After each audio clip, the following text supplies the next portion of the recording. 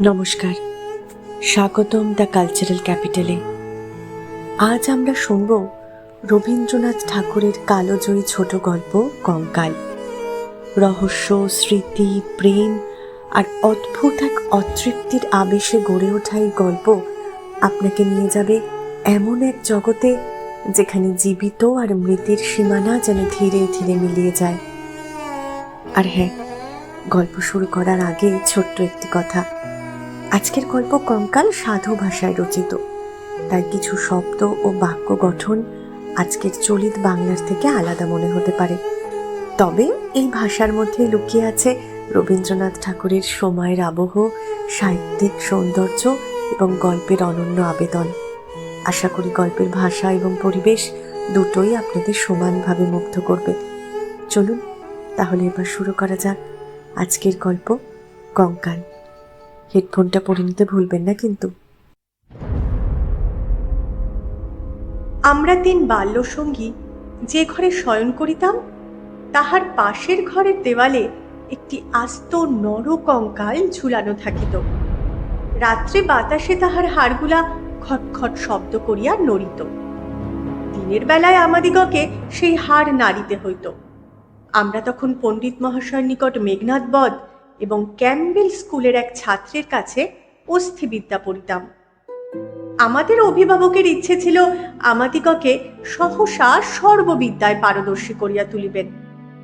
তাহার অভিপ্রায় কতদূর সফল হইয়াছে যাহারা আমাদিগকে জানেন তাহাদের নিকট প্রকাশ করা বাহুল্য, আর যাহারা জানেন না তাহাদের নিকট গোপন করাই শ্রেয়।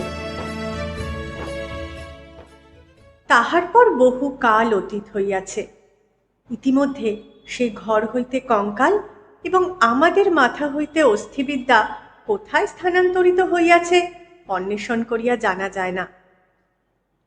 অল্পদিন হলো একদিন রাত্রে কোনো কারণে অন্যত্র স্থানাভাব হওয়াতে আমাকে সেই ঘরে শয়ন করিতে হয়। অনভ্যাসবশত ঘুম হইতেছে না। এপাশ ওপাশ করিতে করিতে গির্জার ঘড়িতে বড় বড় ঘণ্টাগুলো প্রায় সব কটা বাজিয়া গেল। এমন সময় ঘরের কোণে যে তেলের সেজ জ্বলিতেছিল সেটা প্রায় মিনিট পাঁচেক ধরিয়া খাবি খাইতে খাইতে একেবারে নিবিয়া গেল। ইতিপূর্বেই আমাদের বাড়িতে দুই একটা দুর্ঘটনা ঘটিয়াছে, তাই এই আলো নেবা হইতে সহজেই মৃত্যুর কথা মনে উদয় হইল। মনে হইল এই যে রাত্রি 2 প্রহরে একটি দীপশিখা চিরান্ধকারে মিলিয়া গেল, প্রকৃতির কাছে ইহাও যেমন, আর মানুষের ছোট ছোট প্রাণশিখা কখনো দিনে কখনো রাত্রে হঠাৎ নিবিয়া বিস্তৃত হইয়া যায়, তাহাও তেমনি। ক্রমে সেই কঙ্কালের কথা মনে পড়িল। তাহার জীবিতকালের বিষয়ে কল্পনা করিতে করিতে সহসা মনে হইল একটি চেতন পদার্থ অন্ধকারে ঘরের দেওয়াল হাতড়াইয়া আমার মশারির চারিদিকে ঘুরিয়া ঘুরিয়া বেড়াইতেছে। তাহার ঘন ঘন নিঃশ্বাসের শব্দ শোনা যাইতেছে। সে যেন কি খুঁজিতেছে, পাইতেছে না, এবং দ্রুততর বেগে ঘরময় প্রদক্ষিণ করিতেছে। নিশ্চয় বুঝিতে পারিলাম সমস্তই আমার নিদ্রাহীন উষ্ণ মস্তিষ্কের কল্পনা, এবং আমারই মাথার মধ্যে বো বো করিয়া যে রক্ত ছুটিতেছে তাহাই দ্রুত পদশব্দের মতো শুনাইতেছে। কিন্তু তবুও গা ছমছম করিতে লাগিল। জোর করিয়া এই অকারণ ভয় ভাঙিবার জন্য বলিয়া উঠিলাম, কে ও? পদশব্দ আমার মশারির কাছে আসিয়া থামিয়া গেল। একটা উত্তর শুনিতে পাইলাম, আমি। আমার সেই কঙ্কালটা কোথায় গেছে তাই খুঁজিতে আসিয়াছি। আমি ভাবিলাম নিজের কাল্পনিক সৃষ্টির কাছে ভয় দেখানো কিছু নয়। পাশবালিশটা সবলে আঁকড়িয়া ধরিয়া চিরপরিচিতের মতো অতি সহজ সুরে বলিলাম, এই দুপুর রাত্রে বেশ কাজটি বাহির করিয়াছ, তা সে কঙ্কালে এখন আর তোমার আবশ্যক? অন্ধকারে মশারির অত্যন্ত নিকট হইতে উত্তর আসিল, বলো কি? আমার বুকের হাড় যে তাহারই মধ্যে ছিল, আমার 26 বৎসরের যৌবন যে তাহার চারিদিকে বিকশিত হইয়াছিল। একবার দেখিতে ইচ্ছা করে না? আমি তৎক্ষণাৎ বলিলাম, হ্যাঁ, কথাটা সঙ্গত বটে, তা তুমি সন্ধান করোগে যাও, আমি একটু ঘুমাইবার চেষ্টা করি। সে বলিল, তুমি একলা আছো বুঝি? তবে একটু বসি, একটু গল্প করা যাক। ৩৫ বৎসর পূর্বে আমিও মানুষের কাছে বসিয়া মানুষের সঙ্গে গল্প করিতাম। এই ৩৫টা বৎসর আমি কেবল শ্মশানের বাতাসে হু হু শব্দ করিয়া বেড়াইয়াছি। আজ তোমার কাছে বসিয়া আর একবার মানুষের মতো করিয়া গল্প করি। অনুভব করিলাম আমার মশারির কাছে কে বসিল। নিরুপায় দেখিয়া আমি বেশ একটু উৎসাহের সহিত বলিলাম, সেই ভালো, যাহাতে মন বেশ প্রফুল্ল হইয়া ওঠে এমন একটা কিছু গল্প বলো। সে বলিল, সবচেয়ে মজার কথা যদি শুনিতে চাও তো আমার জীবন কথা বলি। গির্জার ঘড়িতে ঢং ঢং করিয়া 2টা বাজিল। শোনো, যখন মানুষ ছিলাম এবং ছোট ছিলাম তখন এক ব্যক্তিকে জমের মতো ভয় করিতাম। তিনি আমার স্বামী। মাছকে বড়শি দিয়া ধরিলে তাহার যেমন মনে হয়, আমারও সেইরূপ মনে হইত। অর্থাৎ কোনো এক সম্পূর্ণ অপরিচিত জীব যেন বড়শিতে গাঁথিয়া আমাকে আমার স্নিগ্ধ গভীর জন্ম জলাশয় হইতে টান মারিয়া ছিনিয়া লইয়া যাইতেছে। কিছুতে তাহার হাত হইতে আমার পরিত্রাণ নাই। বিবাহের 2 মাস পরেই আমার স্বামীর মৃত্যু হইল এবং আমার আত্মীয় স্বজনেরা আমার হইয়া অনেক বিলাপ পরিতাপ করিলেন। আমার শ্বশুর অনেকগুলি লক্ষণ মিলাইয়া দেখিয়া শাশুড়িকে কহিলেন, শাস্ত্রে যাহাকে বলে ২০ কন্যা, এ মেয়েটি তাই। সে কথা আমার স্পষ্ট মনে আছে। কি গো, শুনিতেছ? কেমন লাগিতেছে? আমি বলিলাম, বেশ, গল্পের আরম্ভটি বেশ মজার।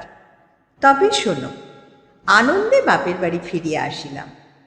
ক্রমে বয়স বাড়িতে লাগিল। লোকে আমার কাছে লুকাইতে চেষ্টা করিত, কিন্তু আমি নিজে বেশ জানিতাম আমার মতো রূপসী এমন যেখানে সেখানে পাওয়া যায় না। তোমার কি মনে হয়? খুব সম্ভব, কিন্তু আমি তোমাকে কখনো দেখি নাই। দেখো নাই? কেন? আমার সেই কঙ্কাল? আরে, আমি ঠাট্টা করিতেছি। তোমার কাছে কি করিয়া প্রমাণ করিব যে সেই 2টো চক্ষু কোটরের মধ্যে বড় বড় টানা 2টি কালো চোখ ছিল এবং রাঙা ঠোঁটের ওপরে যে মৃদু হাসিটুকু মাখানো ছিল, এখনকার অনাবৃত দন্তসার বিকট হাস্যের সঙ্গে তার কোনো তুলনাই হয় না। এবং সেই কয়খানা দীর্ঘ শুষ্ক অস্থিখণ্ডের উপর এত লালিত্য, এত লাবণ্য, যৌবনের এত কঠিন কোমল নিটোল পরিপূর্ণতা প্রতিদিন প্রস্ফুটিত হইয়া উঠিতেছিল। তোমাকে তাহা বলিতে গেলে হাসি পায় এবং রাগও ধরে। আমার সেই শরীর হইতে যে অস্থিবিদ্যা শেখা যাইতে পারে তাহা তখনকার বড় বড় ডাক্তারেরাও বিশ্বাস করিত না। আমি জানি একজন ডাক্তার তাহার কোনো বিশেষ বন্ধুর কাছে আমাকে কনক চাঁপা বলিয়াছিলেন। তাহার অর্থ এই পৃথিবীর আর সকল মনুষ্যই অস্থিবিদ্যা এবং শরীরতত্ত্বের দৃষ্টান্ত স্থল ছিল। কেবল আমি সৌন্দর্যরূপী ফুলের মতো ছিলাম। কনক চাঁপার মধ্যে কি একটা কঙ্কাল আছে। আমি যখন চলিতাম তখন আপনি বুঝিতে পারিতাম যে একখণ্ড হীরা নড়াইলে তাহার চারিদিক হইতে যেমন আলো ঝকমক করিয়া ওঠে, আমার দেহের প্রত্যেক গতিতে তেমন সৌন্দর্যের ভঙ্গি নানা স্বাভাবিক হিল্লোলে চারিদিকে ভাঙিয়া পড়িত। আমি মাঝে মাঝে অনেকক্ষণ ধরিয়া নিজের হাত দুখানি নিজে দেখিতাম। পৃথিবীর সমস্ত উদ্ধত পৌরুষের মুখে রাশ লাগাইয়া মধুরভাবে বাগাইয়া ধরিতে পারে এমন 2খানি হাত। সুভদ্রা যখন অর্জুনকে লইয়া দৃপ্ত ভঙ্গিতে আপনার বিজয় রথ বিস্মিত 3 লোকের মধ্য দিয়া চালাইয়া লইয়া গিয়াছিলেন, তাহার বোধ করি এইরূপ দুখানি অস্থল সুডোল বাহু, আরক্ত করতল এবং লাবণ্য শিখার মতো অঙ্গুলি ছিল। কিন্তু আমার সেই নির্লজ্জ নিরাভরণ চিরবৃদ্ধ কঙ্কাল তোমার কাছে আমার নামে মিথ্যা সাক্ষ্য দিয়াছে। আমি তখন নিরুপায় নিরুত্তর ছিলাম। এই জন্য পৃথিবীর সবচেয়ে তোমার উপর আমার বেশি রাগ। ইচ্ছা করে আমার সেই 16 বৎসরের জীবন্ত যৌবন তাপে উত্তপ্ত আরক্তিম রূপখানি একবার তোমার চোখের সামনে দাঁড় করাই, বহুকালের মতো তোমার 2 চক্ষে নিদ্রা ছুটাইয়া দিক, তোমার অস্থিবিদ্যাকে অস্থির করিয়া দেশ ছাড়া করি। আমি বলিলাম, তোমার গা যদি থাকিত তো গা ছুঁইয়া বলিতাম, সে বিদ্যার লেশমাত্র আমার মাথায় নাই। আর তোমার সেই ভুবনমোহন পূর্ণ যৌবনের রূপ রজনীর অন্ধকার পটের ওপরে জাজল্যমান হইয়া ফুটিয়া উঠিয়াছে, আর অধিক বলিতে হইবে না। আমার কেহ সঙ্গিনী ছিল না। দাদা প্রতিজ্ঞা করিয়াছিলেন বিবাহ করিবেন না। অন্তঃপুরে আমি একা, বাগানের গাছতলায় আমি একা বসিয়া ভাবিতাম সমস্ত পৃথিবী আমাকেই ভালোবাসিতেছে, সমস্ত তারা আমাকে নিরীক্ষণ করিতেছে। বাতাস ছল করিয়া বার বার দীর্ঘ নিঃশ্বাসে পাশ দিয়া চলিয়া যাইতেছে, এবং যে তৃণাসনে পা দুটি মেলিয়া বসিয়া আছি তাহার যদি চেতনা থাকিত তবে সে পুনর্বার অচেতন হইয়া যাইত। পৃথিবীর সমস্ত যুবা পুরুষ ওই তৃণপুঞ্জরূপে দল বাঁধিয়া নিস্তব্ধে আমার চরণবর্তী হইয়া দাঁড়াইয়া আছে, এইরূপ আমি কল্পনা করিতাম। হৃদয়ে অকারণে কেমন বেদনা অনুভব হইত। তারপর তারপর কি হইল? তারপর দাদার বন্ধু শশীশেখর যখন মেডিকেল কলেজ হইতে পাশ হইয়া আসিলেন, তখন তিনি আমাদের বাড়ির ডাক্তার হইলেন। আমি তাহাকে পূর্বে আড়াল হইতে অনেকবার দেখিয়াছি। দাদা অত্যন্ত অদ্ভুত লোক ছিলেন। পৃথিবীটাকে যেন ভালো করিয়া চোখ মেলিয়া দেখিতেন না। সংসারটা যেন তাহার পক্ষে যথেষ্ট ফাঁকা নয়। এই জন্য সরিয়া সরিয়া একেবারে প্রান্তে গিয়ে আশ্রয় লইয়াছেন। তাহার বন্ধুর মধ্যে কেবল এক শশীশেখর।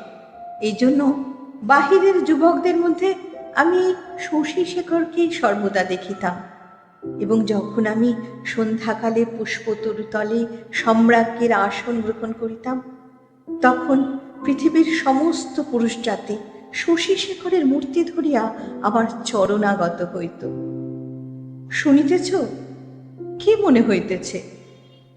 আমি সনিঃশ্বাসে বলিলাম, মনে হইতেছে শশীশেখর হইয়া জন্মিলে বেশ হইত। আগে সবটা শোনো। একদিন বাদলার দিনে আমার জ্বর হইয়াছে, ডাক্তার দেখিতে আসিয়াছে। আমি জানালার দিকে মুখ করিয়াছিলাম। সন্ধ্যার লাল আভাটা পড়িয়া রুগ্ন মুখের বিবর্ণতা যাহাতে দূর হয়। ডাক্তার যখন ঘরে ঢুকিয়াই আমার মুখের দিকে একবার চাহিলেন, তখন আমি মনে মনে ডাক্তার হইয়া কল্পনায় নিজের মুখের দিকে চাহিলাম। সেই সন্ধ্যালোকে কোমল বালিশের উপরে একটি ঈষৎ ক্লিষ্ট কুসুম পেলব মুখ, অসংযমিত চূর্ণকুন্তল ললাটের উপর আসিয়া পড়িয়াছে, এবং লজ্জায় আনমিত বড় বড় চোখের পল্লব কপলের উপর ছায়া বিস্তার করিয়াছে।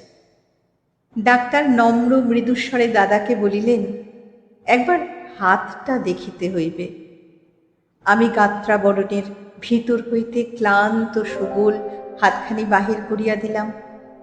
একবার হাতের দিকে চাহিয়া দেখিলাম, যদি নীল বর্ণ কাঁচের চুড়ি পরিতে পারিতাম তো আরও মানাই। রোগীর হাত লইয়া নারী দেখিতে ডাক্তারের এমন ইতস্তত ইতিপূর্বে কখনো দেখি নাই। অত্যন্ত অসংলগ্নভাবে কম্পিত অঙ্গুলিতে নারী দেখিলেন। তিনি আমার জ্বরের উত্তাপ বুঝিলেন। আমিও তাহার অন্তরের নারী কিরূপ চলিতেছে কতকটা আভাস পাইলাম। বিশ্বাস হইতেছে না? আমি বলিলাম, অবিশ্বাসের কোনো কারণ দেখিতেছি না। মানুষের নাড়ি সকল অবস্থায় সমান চলে না। কালক্রমে আরও 2-4বার রোগ ও আরোগ্য হইবার পরে দেখিলাম আমার সেই সন্ধ্যাকালের মানস সভায় পৃথিবীর কোটি কোটি পুরুষ সংখ্যা অত্যন্ত হ্রাস হইয়া ক্রমে একটিতে আসিয়া ঠেকিল। আমার পৃথিবী প্রায় জনশূন্য হইয়া আসিল। জগতে কেবল একটি ডাক্তার এবং একটি রোগী অবশিষ্ট রহিল। আমি গোপনে সন্ধ্যাবেলা একটি বাসন্তী রঙের কাপড় পরিতাম, ভালো করিয়া খোঁপা বাঁধিয়া মাথায় একগাছি বেলফুলের মালা জড়াইতাম, একটি আয়না হাতে লইয়া বাগানে গিয়া বসিতাম। কেন আপনাকে দেখিয়া কি আর পরিতৃপ্তি হয় না? বাস্তবিকই হয় না, কেননা আমি তো আপনি আপনাকে দেখিতাম না। আমি তখন একলা বসিয়া 2 জন হইতাম। আমি তখন ডাক্তার হইয়া আপনাকে দেখিতাম, মুগ্ধ হইতাম এবং ভালোবাসিতাম এবং আদর করিতাম। সেই হইতে আমি আর একলা ছিলাম না। যখন চলিতাম নত নেত্রে চাহিয়া দেখিতাম পায়ের অঙ্গুলিগুলি পৃথিবীর উপরে কেমন করিয়া পড়িতেছে এবং ভাবিতাম এই পদক্ষেপ আমাদের নূতন পরীক্ষোত্তীর্ণ ডাক্তারের কেমন লাগে। মধ্যাহ্নে জানালার বাহিরে ঝাঁঝা করিত, কোথাও সারা শব্দ নাই।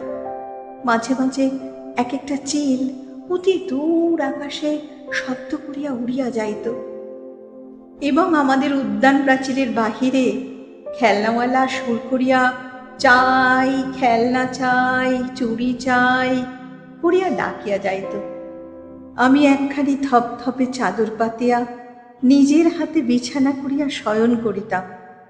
একখানি অনাবৃত বাহু কোমল বিছানার উপর যেন অনাদরে মেলিয়া দিয়া ভাবিতাম এই হাতখানি এমনই ভঙ্গিতে কে যেন দেখিতে পাইল, কে যেন 2খানি হাত দিয়া তুলিয়া লইল, কে যেন ইহার আরক্ত করতলের উপর একটি চুম্বন রাখিয়া দিয়া আবার ধীরে ধীরে ফিরিয়া যাইতেছে।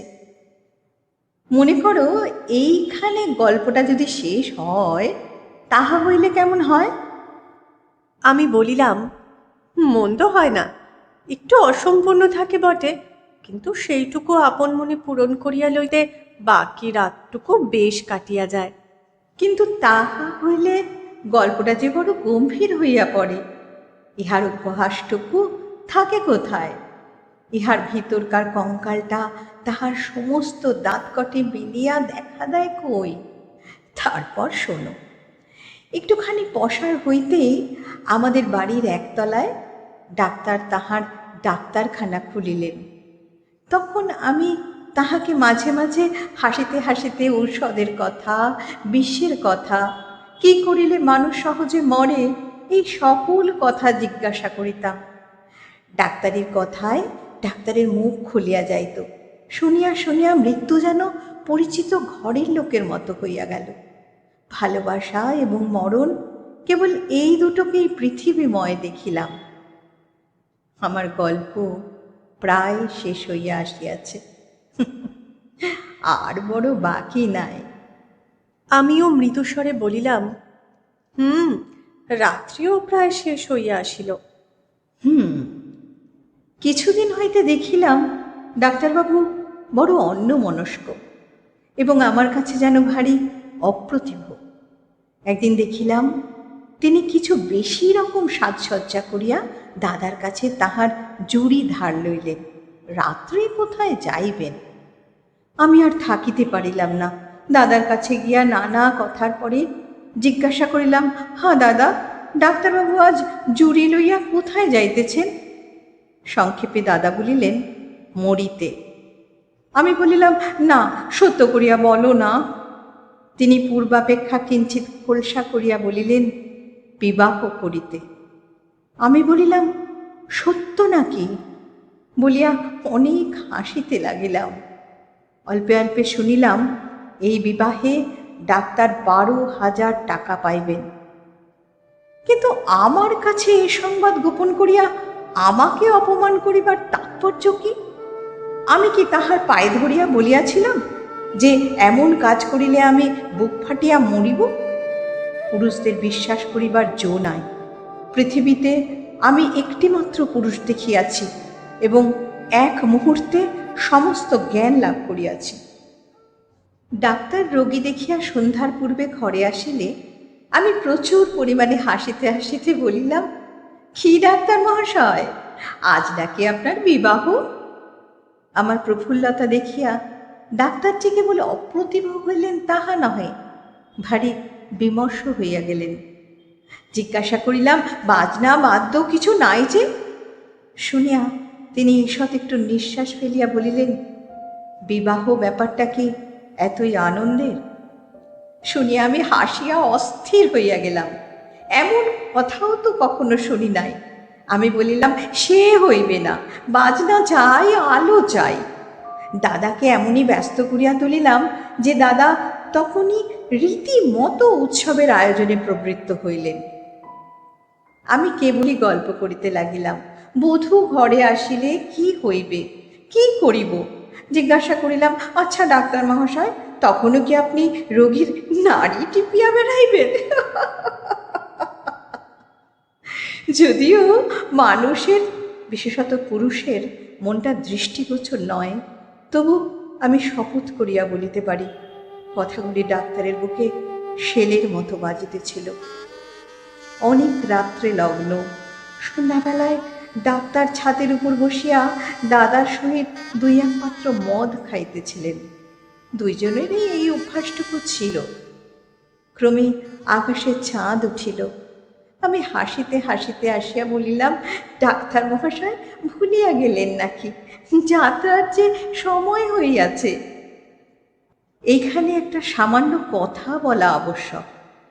ইতিমধ্যে আমি গোপনে ডাক্তারখানায় গিয়া খানিকটা গুঁড়া সংগ্রহ করিয়া আনিয়াছিলাম এবং সেই গুঁড়ার কিয়দংশ সুবিধা মতো অলক্ষিতে ডাক্তারের গ্লাসে মিশাইয়া দিয়াছিলাম। কোন গুঁড়া খাইলে মানুষ মরে ডাক্তারের কাছে শিখিয়াছিলাম। ডাক্তার এক চুমুকে গ্লাসটি শেষ করিয়া কিঞ্চিত আর্দ্র গদগদ কণ্ঠে আমার মুখের দিকে মর্মান্তিক দৃষ্টিপাত করিয়া বলিলেন, তবে চলিলাম। বাঁশি বাজিতে লাগিল। আমি একটি বারাণসী শাড়ি পরিলাম। যতগুলি গহনা সিন্ধুকে তোলা ছিল সবগুলি বাহির করিয়া পরিলাম। সিঁথিতে বড় করিয়া সিঁদুর দিলাম। আমার সেই বকুল তলায় বিছানা পাতিলাম। বড় সুন্দর রাত্রি। ফুটফুটে জ্যোৎস্না সুপ্ত জগতের ক্লান্তি হরণ করিয়া দক্ষিণে বাতাস বহিতেছে। জুঁই আর বেলফুলের গন্ধে সমস্ত বাগান আমোদ করিয়াছে। বাঁশির শব্দ যখন ক্রমে দূরে চলিয়া গেল, জ্যোৎস্না যখন অন্ধকার হইতে আসিতে লাগিল, এই তরুপল্লব, এই আকাশ এবং আজন্মকালের ঘরদুয়ার লইয়া পৃথিবী যখন আমার চারিদিক হইতে মায়ার মতো মিলাইয়া যাইতে লাগিল, তখন আমি নেত্র নিমিলন করিয়া হাসিলাম। ইচ্ছা ছিল যখন লোকে আসিয়া আমাকে দেখিবে, তখন এই হাসিটুকু যেন রঙিন নেশার মতো আমার ঠোঁটের কাছে লাগিয়া থাকে। ইচ্ছা ছিল যখন আমার অনন্ত রাত্রির বাসর ঘরে ধীরে ধীরে প্রবেশ করিব, তখন এই হাসিটুকু এখান হইতেই মুখে করিয়া লইয়া যাইব। কিন্তু কোথায় বাসর ঘর? আমার সে বিবাহের বেশি বা কোথায়? নিজের ভিতর হইতে একটা খটখট শব্দে জাগিয়া দেখিলাম, আমাকে লইয়া তিনটি বালক অস্থিবিদ্যা শিখিতেছে। বুকের যেখানে সুখ দুঃখ ধুক ধুক করিত এবং যৌবনের পাপড়ি প্রতিদিন একটি একটি করিয়া প্রস্ফুটিত হইত, সেইখানে বেদ্র নির্দেশ করিয়া কোন অস্থির কি নাম পাঁচটা শিখাইতেছে। আর সেই যে অন্তিম হাসিটুকু ওষ্ঠের কাছে ফুটাইয়া তুলিয়াছিলাম, তাহার কোনো চিহ্ন দেখিতে পাইয়াছিলে কি? আমি বলিলাম, গল্পটি বেশ প্রফুল্লকর। এমন সময় প্রথম কাক ডাকিল। জিজ্ঞাসা করিলাম, এখনো আছো কি? কোনো উত্তর পাইলাম না। ঘরের মধ্যে ভোরের আলো প্রবেশ করিল।